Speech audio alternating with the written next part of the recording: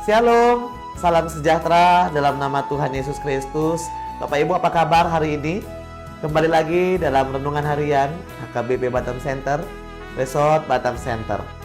Bapak Ibu saudara-saudari yang terkasih dimanapun Anda berada, firman Tuhan pada hari ini dalam Renungan Harian kita tertulis dalam 1 Korintus 2 ayat 16.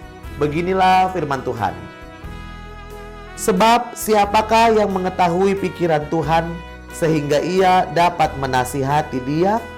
Tetapi kami memiliki pikiran Kristus.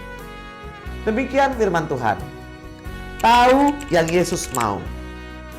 Bapak Ibu saudara-saudari yang terkasih dalam nama Tuhan Yesus Kristus, kalau Anda adalah anak-anak Tuhan, kalau kita adalah anak-anak Tuhan, maka harusnya kita tahu apa yang Kristus mau. Ya, terkadang kita dalam doa kita sering sekali kita mengatakan, Tuhan beri kami bimbingan-Mu, Tuhan ajar kami, Tuhan beritahu kalau kami salah. Ya, tidak mengapa ketika kita meminta supaya kita diberitahu. Sama seperti kita dengan manusia, kita membutuhkan pertolongan, kita membutuhkan penjelasan. Tapi Bapak Ibu saudara-saudari, seharusnya orang Kristen, orang yang hidup di dalam kehendak Tuhan, dia harus tahu apa yang Yesus mau. Dalam hal ini, pikiran Kristus, pikiran Tuhan yang dia mau kasih tahu dalam firman Tuhan adalah kita harus tahu apa kehendaknya. Kita harus tahu apa rencananya, kita harus tahu apa maksudnya. Sekalipun kita belum membaca Alkitab secara penuh, sekalipun kita belum memahami Alkitab secara utuh, ini tidak menjadi alasan bagi kita untuk tidak tahu apa yang Yesus mau. Sederhana saja. Kalaupun ada banyak firman Tuhan, ada banyak perintah di dalamnya, mari pikirkan satu kata, apa yang Yesus mau dalam hidup kita. Apa yang Yesus sudah lakukan dalam hidup kita. Apa yang Dia sudah berikan kepada kita sehingga kita harus lakukan itu. Satu kata, kasih.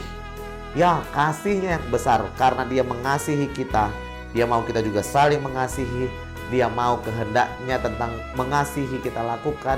Dia mau supaya kita tahu apa sebenarnya makna dari kasihnya.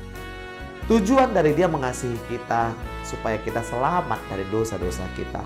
Benar sekali. Bapak Ibu, alur hidup kita tidak lepas dari kasih Tuhan. Dia yang menyelamatkan kita, Dia yang mati di kayu salib itu karena kasih Tuhan. Maka kehendak itu, pikiran Tuhan tentang itulah yang harus kita pahami dalam hidup kita. Sekalipun ada banyak lagi hal-hal yang Tuhan mau suruh dalam firman-Nya. Ada banyak contoh-contoh. Kita disuruh untuk memaafkan, kita disuruh untuk melakukan hal-hal kebaikan lainnya, kita disuruh untuk saling menolong. Ada banyak sekali. Ada begitu banyak firman-Nya, perintah Tuhan secara utuh yang kita harus lakukan. Tapi inilah yang harus kita lakukan dan kita pelajari. Jangan jadikan alasan untuk kita tidak melakukannya. Bapak Ibu saudara-saudari, pikiran Tuhan yang Dia mau adalah kita harus mengikuti kehendak-Nya. Maka yang harusnya terjadi adalah bukan kehendak kita yang kita masukkan di dalam Kristus, tetapi kehendak Kristus yang kita masukkan di dalam hidup kita.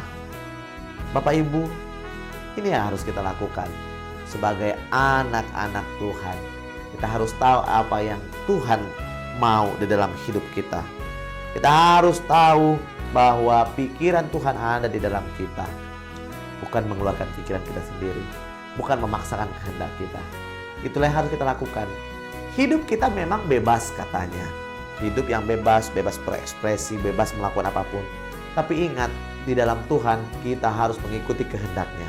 Oleh karena itu, biarlah Tuhan Yesus memberkati kita selalu untuk mengikuti kehendak-Nya.